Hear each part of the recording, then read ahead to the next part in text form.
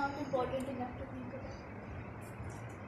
जी बच्चों, तो ये दो प्रोडक्शन पॉसिबिलिटी कर्व हमने बना लिए हैं। ये ब्लू वाला जो है ये प्रोडक्शन पॉसिबिलिटी कर्व है पाकिस्तान का।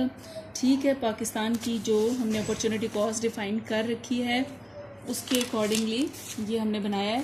जैसे ये पहले आपने अपॉर्चुनिटी कॉस्ट बनाई है, ठीक है, पाकिस्तान की 0.89 और 1.1%, और इस अपॉर्चुनिटी कॉस्ट को फॉलो करते हुए ये प्रोडक्शन पॉसिबिलिटी कर्व भी पहले हमने बनाना सीख लिया है। अब इसको एक स्केल के ऊपर मैं सारे प्रोडक्शन पॉसिबिलिटी कर्व को बनाने के लिए ये जो है वो maximum unit of wheat which is 112, maximum unit of wheat and maximum unit of cloth are 90। ये 112 और 90 को लेकर ये ब्लू कलर का जो कर्व बना है that is production possibility curve of Pakistan. इसी तरह से फिर बच्चों ईरान का प्रोडक्शन पॉसिबिलिटी कर्व बनाया है, जो आप देख ये आपने पहले मैंने आपको बताया कि ये ईरान की जो अपॉर्चुनिटी कॉस्ट है 1.2 और 0.83, ठीक है, उनको लेकर ये हमने ये डिराइव किया कि maximum wheat Iran can produce 100 divided by 1.283 और maximum cloth Iran can produce 100 divided by 0.83 is 120।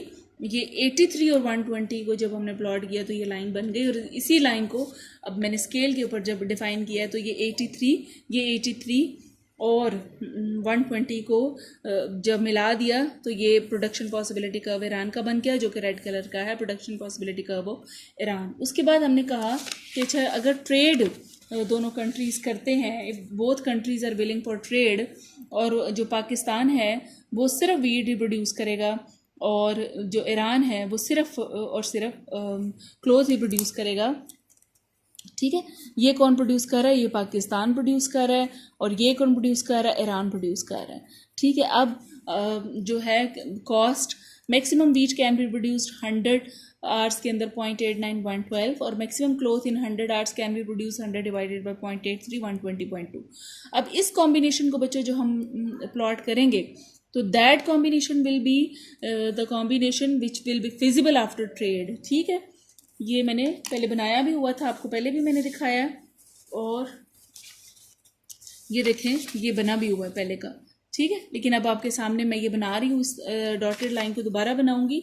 ये हम कॉम्बिनेशन कौन सा प्लॉट करें? ये वाला combination, wheat maximum wheat is 112, ये बन रही है बच्चों इधर, ये देखें, या ये 112 और मैक्सिमम जो है क्लोथ दैट इज़ 120। अब इन दो पॉइंट्स को मैंने मिलाना है, 112 को और 120 को, ठीक है। इसको एक मैं ये ग्रीन लाइन के साथ मिलाने लगी हूँ।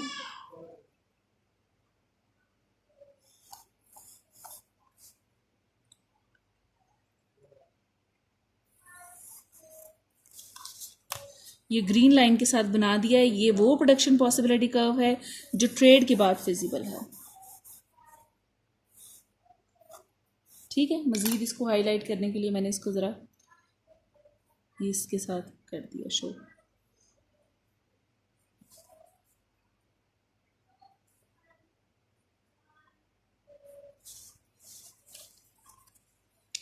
तो बच्चों ये प्रोडक्शन आप देख रहे हैं कि ये दोनों पिछले प्रोडक्शन पॉसिबिलिटी कर्व्स के मुकाबले में एक हायर लेवल है, और ये ट्रेड के बाद फिजिबल है। ये उस वक्त ये बनता है जब दोनों कंट्रीज़ ने स्पेशलाइजेशन कर ली। पाकिस्तान ने सिर्फ वीट प्रोड्यूस किया और ईरान ने सिर्फ क्लोथ को प्रोड्यूस किया।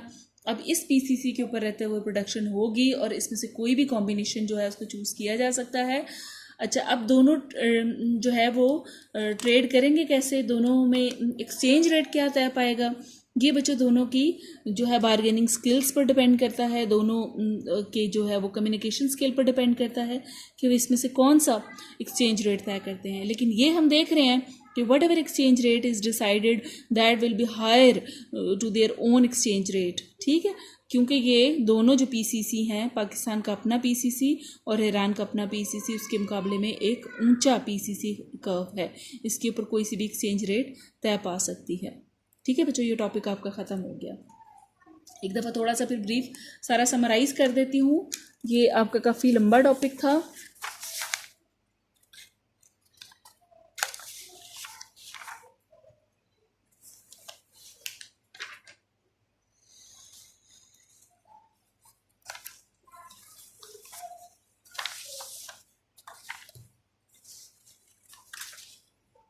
जी, इसको दोबारा से मैं समराइज़ करने लगी हूँ। ये इंटरनेशनल ट्रेड की बच्चों थेरीज़ हैं, 2 थेरीज़ हैं। क्लासिकल ने पहले जो पेश की है, the theories presented by Adam Smith. Adam Smith क्या कहते हैं कि 2x2 मॉडल के तहत जो ट्रेड होती है, 2 कंट्रीज प्रोड्यूस 2 थिंग्स, और वो कहते हैं कि if 1 unit of wheat is produced in Pakistan, it will take 10 hours of labor, and if 1 unit of wheat is produced in Iran, it will take 20 hours. और इसी तरह से वीट क्लोथ का वो कहते हैं कि if 1 unit of cloth is produced in Pakistan, it will take 20 hours. if 1 unit of cloth is produced in Iran, it will take 10 hours of labor.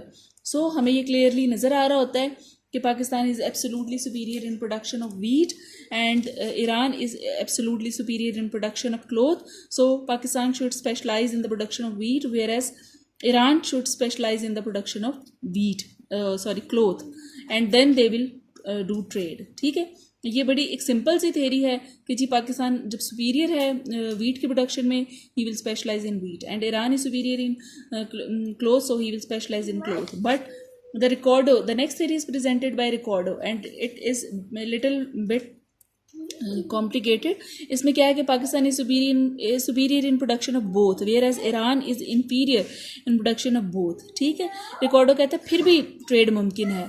ठीक है, अगरचे पाकिस्तान दोनों में सुपीरियर है, but he is more superior in production of wheat, और Iran is inferior in both, but he is lesser inferior in production of cloth. So Pakistan should specialize in that in which he is more superior, and Iran should specialize in that product in which he is lesser inferior. ठीक है, so Iran will specialize in production of cloth, and Pakistan will specialize in production of wheat. ठीक है, अब इसके बाद हमने कहा फिर इसके बाद हमने बच्चों अपॉर्चुनिटी कॉस्ट जो है उसको डिफाइन किया है. ये मैं समराइज़ कर रही हूँ, ये सारा बच्चों पहले मैं आपको पढ़ा चुकी हूँ, मैं इसको दोबारा से इसको समराइज़ कर रही हूँ कि ये अपॉर्चुनिटी कॉस्ट को हमने डिफ़ाइन कर लिया. ये कैसे हमने डिफ़ाइन किया है, ये उनके अपने ही कंट्री के अंदर जो रेट्स हैं उसे हमने डिवाइड कर दिया कि जैसे वीट को 80 डिवाइडेड बाई 90 करके ये उसका अपॉर्चुनिटी कॉस्ट आ गया, और क्लोथ का अपॉर्चुनिटी कॉस्ट 90 डिवाइडेड बाई 80 किया तो ये क्लोथ का अपॉर्चुनिटी कॉस्ट आ गया.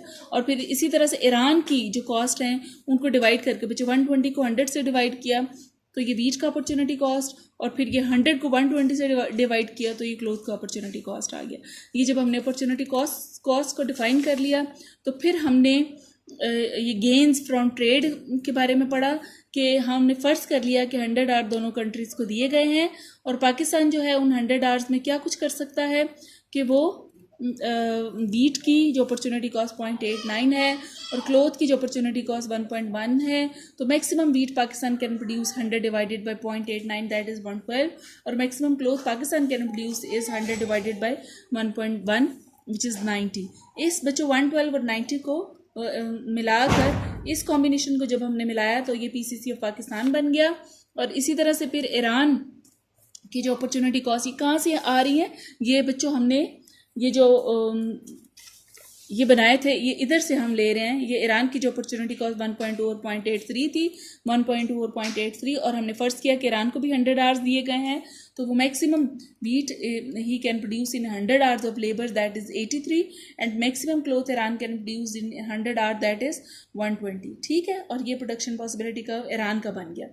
ठीक है, फिर बच्चों फिर मैंने क्या किया है, फिर मैंने ये सारे जो PCC हैं ये सबको एक ही पैनल में ड्रॉ किया है ताकि ये हम इनको आसानी से कंपेयर कर सकें. ठीक है, ट्रेड के बाद जो हम कहते हैं कि सिर्फ पाकिस्तान ने सिर्फ वीट प्रोड्यूस करनी है और ईरान ने सिर्फ क्लोथ प्रोड्यूस करने हैं. ठीक है, उसको लेकर मैक्सिमम वीट 112 बन सकती है और मैक्सिमम क्लोथ 120 बन सकता है. ठीक है, ये ट्रेड के बाद का जो है PCC बना, और ये वाला PCC कैसा है, आफ्टर ट्रेड PCC.